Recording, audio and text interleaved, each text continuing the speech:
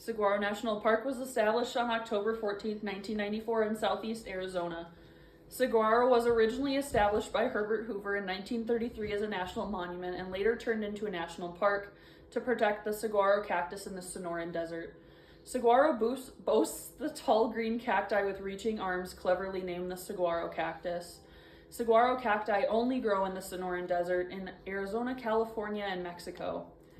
What I found interesting about the saguaro cactus is they only start growing arms when they turn 75 years old. The average lifespan of a saguaro is 150 to 175 years, but some have lived to be over 200 years old. It's strange to think that the cacti you see are the same ones the pioneers and Native Americans saw. When I visited saguaro, something I noticed was the definitive tree line where the cacti stop and pine trees start. Pine trees aren't something you would expect to see in such an arid, hot climate. Though saguaro looks abandoned, it is teeming with wildlife.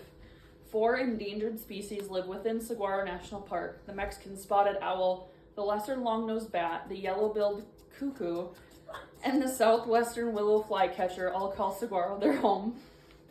Saguaro National Park is a sight to see and should be added to your list of future trips. Next, I'll discuss Arches National Park in Utah. Spanning 119 square miles, Arches is located in southeast Utah, just north of Moab.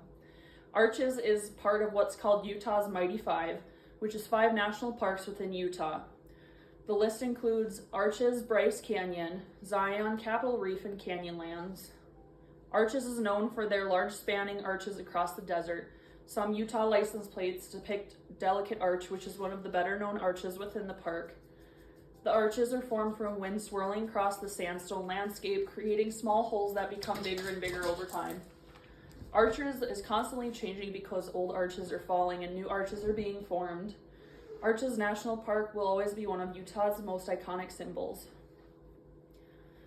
Lastly, I'll discuss Death Valley National Park. Death Valley is located in southeast California, straight west of Las Vegas. Death Valley has an extensive topography with mountain ranges to desert floors. Death Valley breaks a whopping 2.2 inches of rainfall a year with a record high temperature of 134 degrees Fahrenheit in 1913. Death Valley is surrounded by the Panamint and Armagosa mountain ranges, and at the bottom is Badwater Basin. Badwater Basin is the lowest point not only in the United States but also in North America. Death Valley was founded as a national monument in 1933, but wasn't made national park until 1994. Death Valley got its name during the California Gold Rush when a group of pioneers decided to take a shortcut across the desert. Despite warnings not to, the pioneers departed on their journey in 1849, which turned out to be a fatal mistake.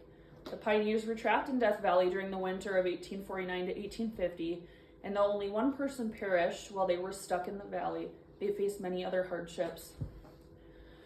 During their stay, they were attacked by a local Native American tribe, forced to kill their oxen for food and burn their wagons so they could cure the meat. They were able to leave the valley in the spring of 1850 and continued west into California on foot. When they finally left the valley, a story says one of the men turned back and said, "Goodbye, Death Valley," giving the valley its name. Death Valley is rich with history and should definitely be on your bucket list as long as you can handle the heat.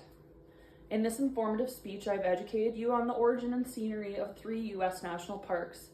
I hope you've learned something and plan on visiting soon.